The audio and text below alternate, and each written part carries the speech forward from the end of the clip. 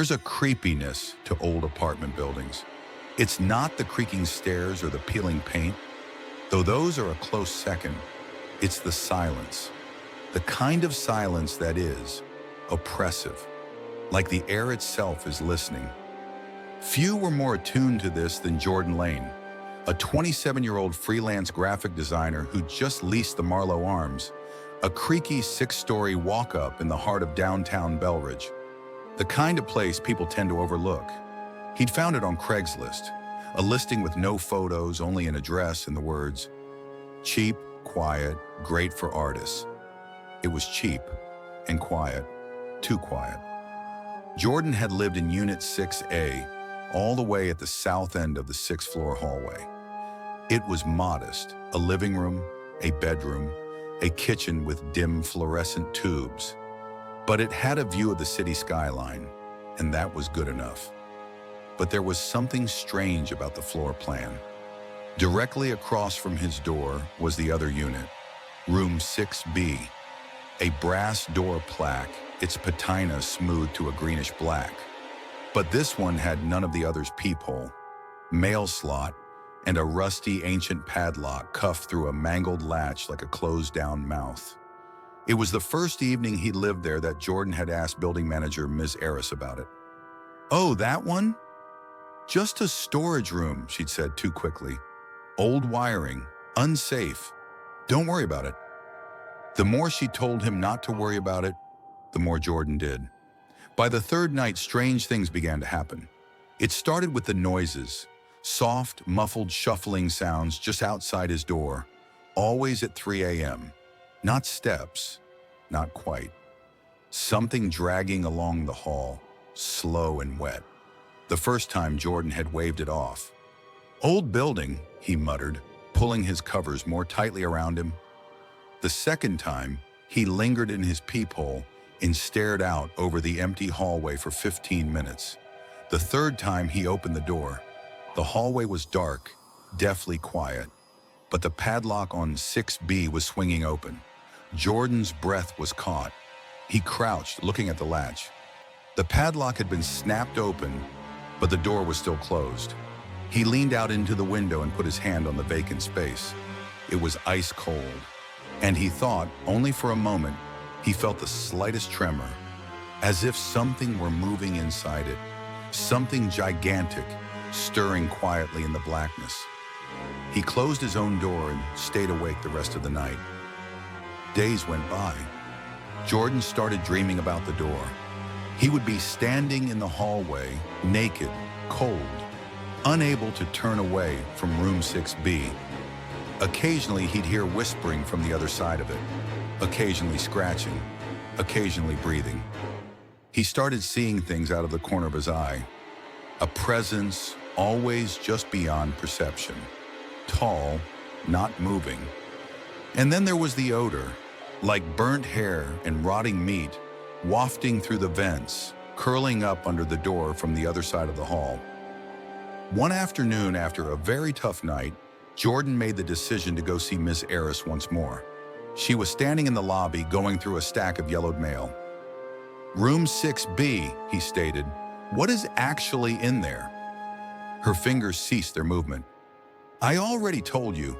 Storage. Number you said, don't worry. That's not the same." Miss Eris looked up at him. Her eyes were bloodshot.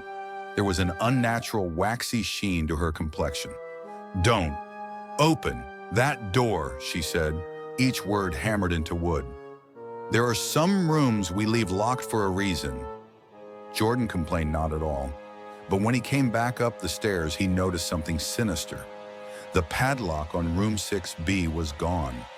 That night, Jordan placed his phone in the hallway, piled high with books, aimed directly at room 6B. He kept it on and went to bed. When he viewed the video the next day, it was largely uneventful. Until 3:08 a.m., the screen burst into static. The camera shook like someone was fogging it over. And then, frame by frame, the door to room 6B creaked open. Jordan froze the video and advanced it slowly. The door opened onto darkness. No light inside, but something began to emerge from the shadows. a shape, humanoid, but wrong. It was tall, its arms too long, its flesh pale and greasy, like something newborn.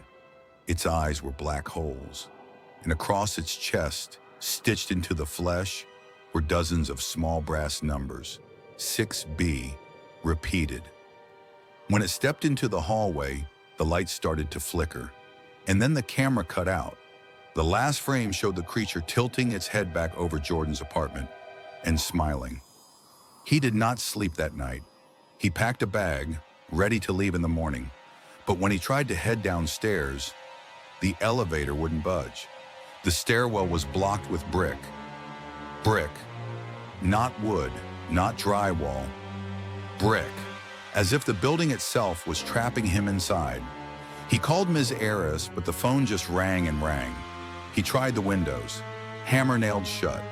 And then, at precisely 3 a.m., there was a knock at the door. 3 slow knocks. Thud. Thud. Thud. Jordan grabbed a knife from the kitchen and approached the door. He looked through the peephole. Nothing there. But on the other side, down at the bottom of the door, a thick black liquid was dripping under the gap. It reeked of rust and rot, and it was moving, slipping closer to his feet. Jordan took a step back. The lights flashed once more, and then the electricity went out. In black darkness, Jordan heard it. Behind the wall on the opposite side of the hall, breathing, long and slow and hungry, and then a voice, guttural, low, whispering just beneath intelligibility. He put his hands over his ears, but it grew louder. 1,000 whispers, all simultaneously. Room 6B isn't empty. Room 6B remembers. Room 6B is awake. Jordan's heart was pounding so violently that he thought it would burst. He held the knife tighter, its handle slick with sweat. The black liquid kept flowing, pooling in the middle of his living room, spreading like ink on the boards. It was not fluid. It was alive, throbbing, assuming shapes that were nearly faces, mouths that opened and closed in stifled screams. He edged further into the corner, his breathing rate shallow, his eyes darting back and forth between the door and the growing stain. The whispering did not let up. It wasn't just down the hall anymore. It was everywhere. Under the floorboards, in the walls, inside his own head.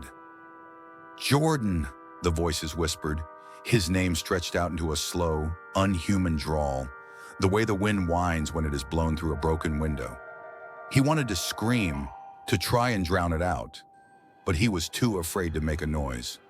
What if it could hear him? What if it wished for him to react?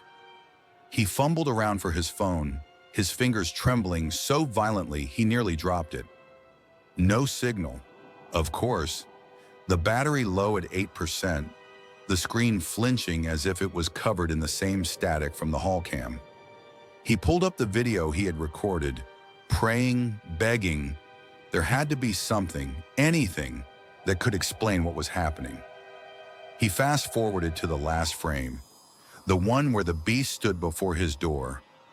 Its smile was worse than he had recalled, too wide, too pointed, as if it had been sliced into its face with a blade. But this time he noticed something new in the background, just inside room 6B. A hazy outline, just discernible in the shadows, a staircase descending into nothing. He remained there, stiff. A staircase in a 6th-floor apartment? That was impossible. The building wasn't that tall, and there was no basement in the lease papers. He had double-checked. But the more he stared at the stiff picture, the more certain he became. The door leading to 6B was not a closet. It was an entry. The whispering became louder, more insistent. "Open it, Jordan. See us." He dropped the phone, the screen breaking as it hit the floor. The black fluid was inches from him now, flowing around his shoes, cold. He staggered towards the bedroom, slamming the door closed behind him, but the fluid oozed through underneath the crack, spreading like veins across the floor. He got up onto the bed, curled up, knife still in hand, ineffective against whatever this was. He had no idea how long he was there. Hours maybe, listening to the whispers, the breathing, the soft scritch of something shifting just behind the bedroom door. His phone buzzed once, a notification breaking the silence. He reached for it, trembling hands, and saw a new video file in his photo gallery. He hadn't added anything since the hallway. His gut roiled as he opened it. The video was jerky, black, but he recognized the place immediately. His apartment. The camera focused on his bed where he lay, eyes closed, chest rising and falling, asleep.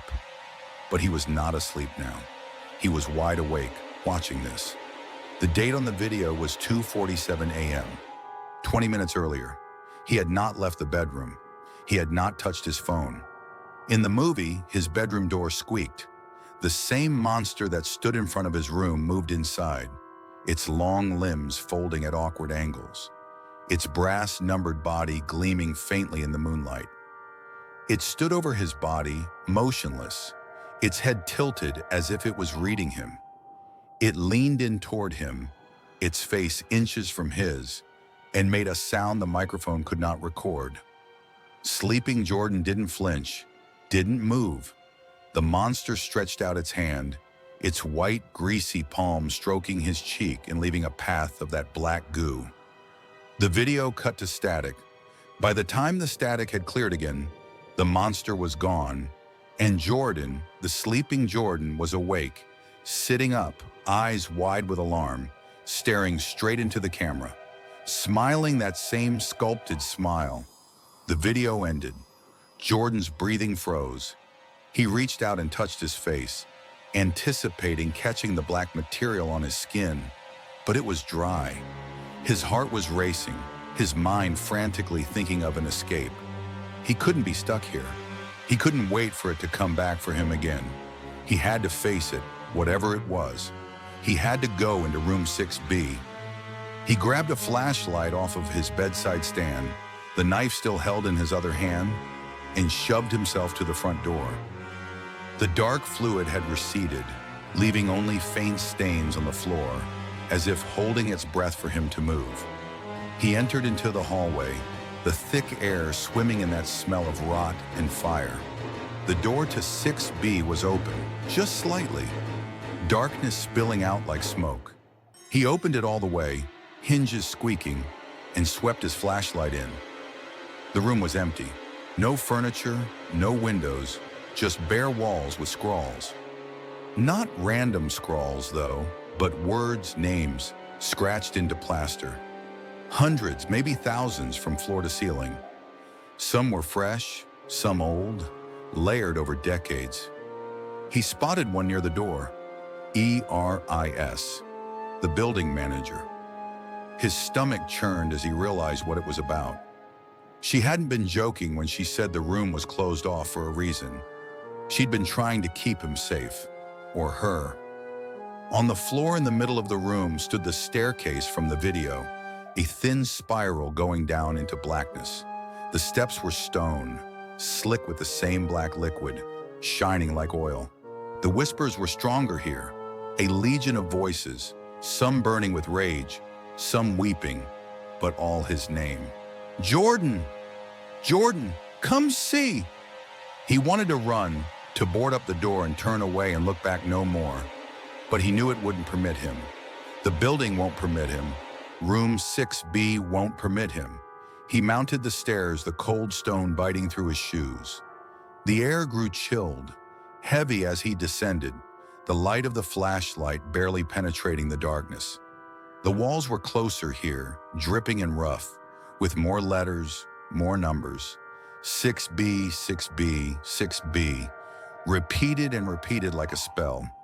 50 steps, 100 steps. He counted them, but the steps did not terminate. They shouldn't have. He was deep below the foundations now, deeper than any cellar ever could be. At the bottom, the steps opened into a cavernous area, the walls pulsating like living flesh. The ground was slippery with that black fluid, ankle deep, rippling in the absence of wind. In the center was a figure, not the creature from the hall, but another. He was him, Jordan, an identical twin, from the freckles across his nose to the scar on his knuckles from the high school fight. But its eyes were wrong, black and empty, and brass numerals on his chest, 6B etched into its skin like a scar. "You found me," it said in his voice, but slower, as if relishing each sentence. "You always do." Jordan's lips felt dry. "What are you?" It smiled, that carved smile, and stepped closer, the liquid parting around its feet. "I'm what's left, what the room keeps, every tenant, every name, every life. Room 6B doesn't forget, it collects." Jordan backed toward the staircase, but the steps were gone, replaced by a smooth wall of black liquid. He was trapped. "Why me?" he whispered, his voice breaking. "Because you opened the door," it said to him. "Because you looked. Because you're mine now." The liquid seeped up over his legs, icy and leaden, pulling him down. He swiped at the creature with the knife, but it cut through it as through smoke. It laughed, its voice echoing through his bones, and reached out to him. Its hand was his hand, yet not. The fingers too long, the nails hard as claws. It placed its palm on his chest, and he felt something sear, like metal burning through his body. He screamed, folding around his knees, the liquid pouring over him. The last he saw was his own face, smiling down at him, calling him by name. When Jordan woke up, he was in his bed. Sunlight streamed through the window, city skyline glinting in the distance. His phone rested on the nightstand, fully charged, no broken screen. The knife was back in the kitchen drawer. No black liquid, no smears. The hallway was empty, the door to 6B locked tight, a new padlock on it. He laughed, a shaking, desperate laugh. A dream. It was a dream. He glanced at his phone. No recording, no video. He called Miss Eris and she answered, her voice husky but normal. "What is it, Lane?" "I'm in the middle of something." "Nothing," he croaked. "Just checking." He left for work, tried to focus, but the ache remained. In the evening, he stood in the hallway, looking at 6B. The padlock was in place but off, as though glaring at him. He turned in, locking his door, double-checking. At 3 a.m., he was awoken by 3 slow knocks. Thud, thud, thud. He didn't move, didn't breathe. The whispers started again, softer this time, but closer. "Jordan, you're home."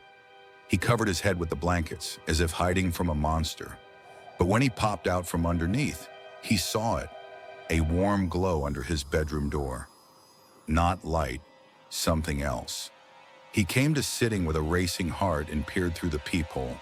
The hallway was empty, but the door to 6B was open, just a little bit, and he could see himself standing in there, in the dark, smiling. He hasn't left the apartment since. He can't.